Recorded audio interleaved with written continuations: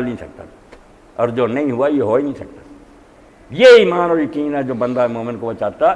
اور مولانا عبدالمجید دریابادی رحمۃ اللہ علیہ اپنی تفسیر میں لکھتے ہیں کہ کافروں نے لکھا کہ دو عقیدے مسلمانوں کے اندر ان کی طاقت کا راضی ہے۔ ایک مرنے کے بعد مانتے ہیں کہ جو شہید ہو جاتا مرتا کہاں ہو، وہ دنیا بدلتا آگے جنت میں چلا جاتا، اور دوسرا تقدیر کہ ہونا تھا۔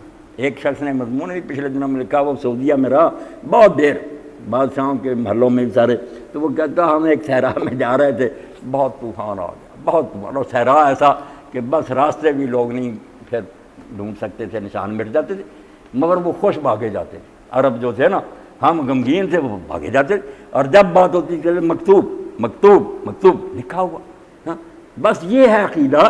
اللہ فرماتا جو ہو گیا لیکن لا تحزنوا علیہ، مگر یہ بات دل میں بیٹھتی نہیں۔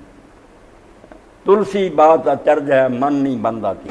تلسی داس کہتا ہے یہ بات چونکہ عجیب ہے، دل اس پر ٹکتا نہیں، مگر بنتا بھی کچھ نہیں، صرف ڈپریشن ہوتی ہے، ڈاکٹروں سے علاج کراتے پھرتے ہیں، پاگل ہو کر مرتے ہیں، نسخہ نہیں برتے۔ لِكَيْ لَا تَحْزَنُوا عَلَىٰ مَا فَاتَكُمْ، جو تمہارے ہاتھ سے جاتا رہا اس پر غمگین کیوں ہوتی؟ وَلَا مَا أَصَابَكُمْ، اور جو تمہیں تکلیف پہنچ گئی اس پر پریشان کیوں ہو رہے؟ وَاللَّهُ خَبِيرٌ بِمَا تَعْمَلُونَ، اللہ جو کچھ تم کرتے ہو اس سے باخبر ہے۔ تمہارا کام ہے کرنا، عمل کرو شریعت کے مطابق، نتیجہ کیا نکلتا فتح ہوتی ہے، شکست ہوتی ہے، تندرستی آتی ہے، بیمار ہوتے ہو، کاروبار میں نفع ہوتا ہے، اس سے تمہارا کیا تعلق؟ یہ تکوینی امور ہے، تقدیر کا معاملہ، اللہ خود کنٹرول کر رہا۔ تم وہ کام کرو جس کا تمہیں حکم ہے، تم شریعت کی پابندی کرو، تقدیر کے پابند نباتات و جمادات، مومن فقط احکام الہی کا ہے پابند۔ تو حکم مان کہ اس سے روکا یہ کرنے، وہ اپنی عقل سمجھ کے مطابق دین پر چل، آگے کیا نتیجہ نکلتا یہ تیرے حوالے۔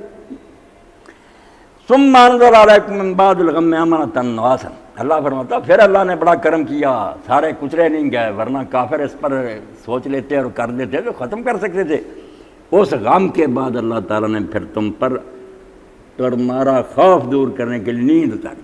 اتنا نقصان ہونے کے بعد نیند آ جائے، 70 شہید ہوئے پڑے، رسول اللہ زخمی، آرام کی نیند، اتنی نیند مسلط اللہ نے کی، تھکاوٹیں دور ہو۔ یغشیٰ طائفۃ منکم، مگر وہاں بھی فرمایا دو گروہ ہو گئے مسلمانوں کے، ایک گروہ جو تھا نا اس کو تو نیند نے اپنی لپیٹ میں لے لیا، بڑے آرام سے سوئے، مطمئن کہ جو ہو گیا یہی ٹھیک ہے۔